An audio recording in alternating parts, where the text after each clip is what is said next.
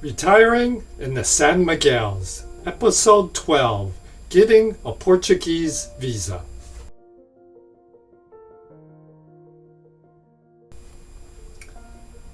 You can stay in Portugal for up to 90 days without a visa if you're a U.S. citizen. But if you wish to stay for more than 90 days, you need to get some kind of visa. There are 4 types: a tourist or SMEGA visa, a temporary visa, a job seeker visa, or a residence visa, which allows for permanent stay. And that's what we're going to focus on, the 9 different types of residence visas. There is the D1 professional visa, a D2 business visa, a D3 highly qualified professional, a D4 student visa, a D5 student mobility visa, a D6 family reunification visa, a D7 retirement visa, a D8 digital nomad visa, and a D9 golden visa. Well, on October 7th, 2023, the golden visa through the purchase of real estate went away, and that was really an expensive way to go. So I looked at the D2, but you really need to have like a business plan that the government actually has to approve of. It takes a lot of paperwork. So I decided to get a D7 retirement visa. The D7 visa is the right one for me. After you get into the country, you can start a business but not get a job. It allows you to stay in the country for 4 months, during which time you will need to apply for a residency visa, which will last for 2 years, and then you'll renew it a second time for 3 years, and then after that 5 years of residency, you can take a Portuguese language test, and if you pass, you can get a permanent residency and a Portuguese passport. It is best to start this process around 5 months in advance of when you want to leave. It's not an easy process, as there are changes to the laws and regulations at different levels all the time. Plus, you have to apply at a specific consulate, and each of those consulates has different rules. And everybody's telling you different things, and you don't really know which is the most accurate.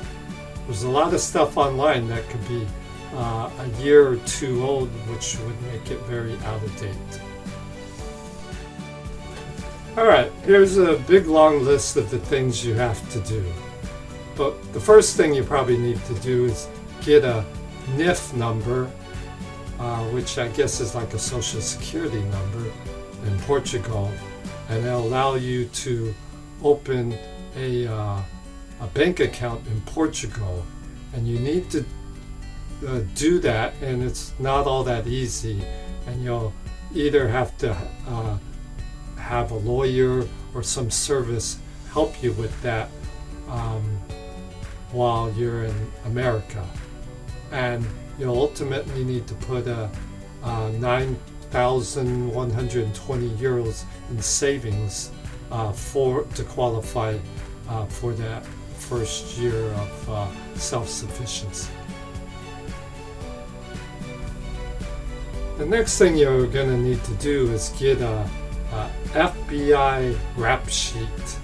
So go to this website and go through that process, which the easiest is to then go through the post office to get your fingerprint done, and then they will send it to the FBI and then send a copy to you.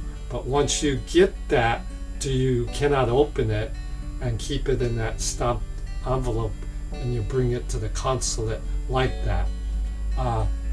you can go online and get a copy so you can see what you're giving them beforehand. Then the next thing you need to do is set up an appointment to see the consulate, which isn't really easy. You can go to their website, and it's very confusing, and I wasted a lot of time. And then I finally figured out I have to go to the third party VFS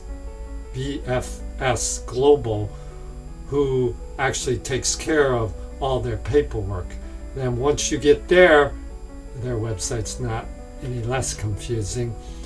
You go to look for an appointment, but when you do that, you'll find there are no appointments available for many, many months.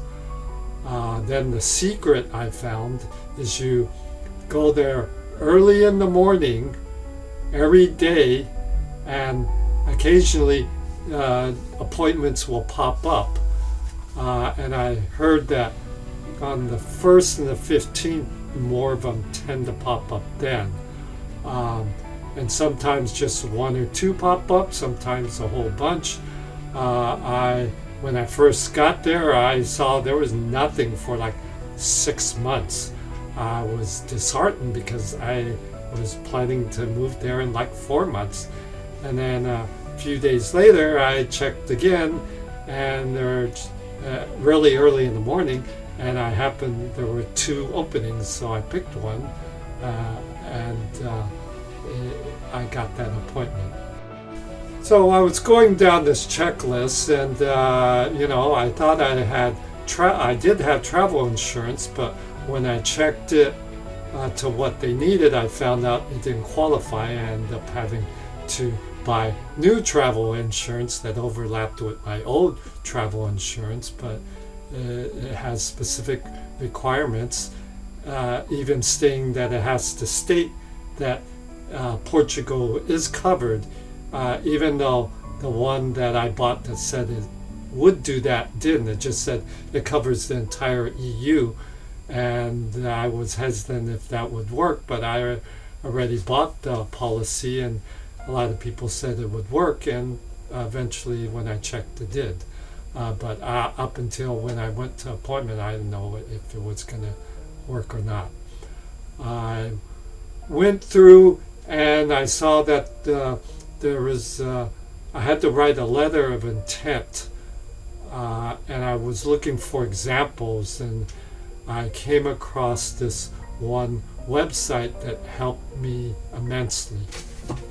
There's this Facebook group called American and Friends in Portugal, and they have some really stiff requirements, and when I filled it out, I didn't answer all the questions, and they declined me. And I only found this like 4 days before my interview, so I was frantic. I resubmitted, I got accepted, and I spent the next day and a half reading. There was tons and tons of information. They have this 20-30 page guide about how to apply for the D7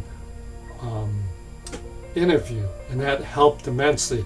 And then what people would also do is once they went through it, they would describe the process, which consulate they went to, and what was required and what was not required. So you can see with time it had changed, and so you just look up for the consulate you were going to, and the newest time, read their story, and that helped a lot. And I had this big question about, because I was taking a 3-week trip overseas, and it looked like I had to give them my passport, but then, I might not get it back in time and wouldn't be able to go on my trip. But later I found out that they don't ask that anymore, and that when they approve you, then they'll tell you to send your passport, and then they'll put the visa in it and return it. And that's actually what happened. The thing about this is you have to, I had to fly into Washington, D.C., which was the consulate that I was located in their territory. And I later found out they were the most lenient and easiest one to do. But you're not actually going to the consulate, you're going to that third party location, and all they do is they just make sure you had all the paperwork correct, and then they would and I also had it where they actually took the pictures for my visa and then included it in the packet, and they had you do a return envelope for your passport to be returned. But you probably they could do it all online, but they make you, especially if you're out of state, fly in to just hand in paperwork. But I guess that's how they get their fee. But that's the way it was, and it took me a few days to get the appointment, and then it took 36 days from when I had that appointment until it was approved. And it got approved when I was in the middle overseas. So when I got back, I sent it Federal Express to the embassy, and it only took 3 days to get back. So overall, looking back on it, it wasn't that bad. But before, there's all these unknowns, and it's very nerve-wracking to do. And there are tons of paperwork, like getting bank statements in your U.S. bank statements in your Portuguese bank, getting proof of your passive income, and if it was going to be sufficient. There's just a whole bunch of things that you had a huge stack of paperwork to submit. But that Facebook site really helped, and that's my biggest tip, is to read all their information. So hopefully this has helped you. I wish I had this information when I started.